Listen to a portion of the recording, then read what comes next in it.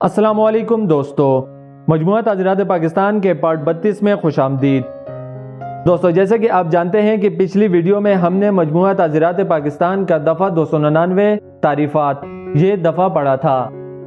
اس video میں ہم نے مجموعہ تعزیرات پاکستان کے باب 16 میں آنے والے کچھ الفاظ اور تراکیب کے معنی اور تعریف پڑھے تھے۔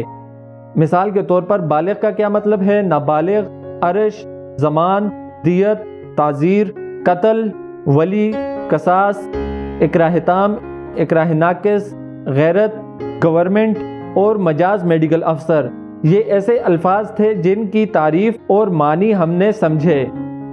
تو اس ویڈیو میں ہم مزید آگے بڑھتے ہوئے مجموعہ تعزیرات پاکستان کا دفعہ 300 یعنی 300 قتل عمد یہ دفعہ پڑھیں گے۔ دوستو، ویڈیو شروع کرنے سے پہلے آپ سب سے گزارش ہے کہ اور جانو یوٹیوب چینل کو لازمی سبسکرائب کریں اور کمنٹ سیکشن میں ویڈیو کے حوالے سے اپنی رائے کا اظہار لازمی کریں۔ تو چلیں ویڈیو شروع کرتے ہیں۔ دفعہ 300 قتل عمد،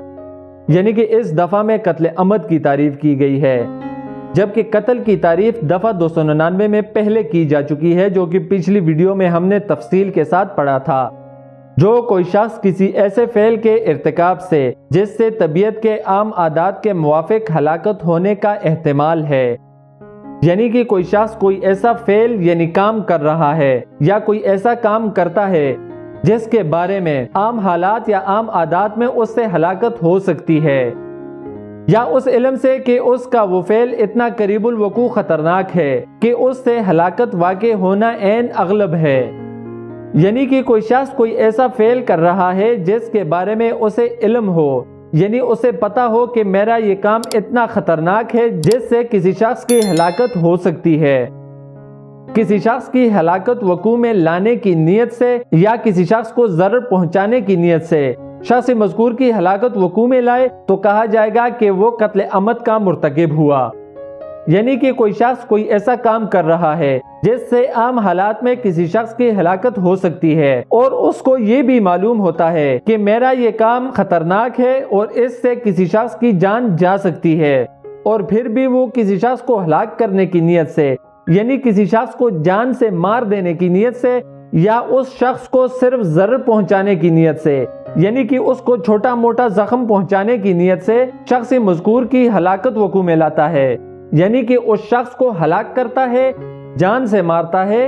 تو کہا جائے گا کہ اس نے قتل عمد کیا۔ اب اس دفعہ کو ایک مثال کے ذریعے سے سمجھتے ہیں کہ الف کوئی ایسا کام کرتا ہے جس کے بارے میں اسے مکمل طور پر علم ہو اور اسے یقین ہو کہ اس کام کے ذریعے سے کسی شخص کی جان جا سکتی ہے، اور الف اس عمل کے ذریعے سے جان بوجھ کر بے کو ہلاک کر دیتا ہے، تو الف قتل عمد کا مرتکب ہوا۔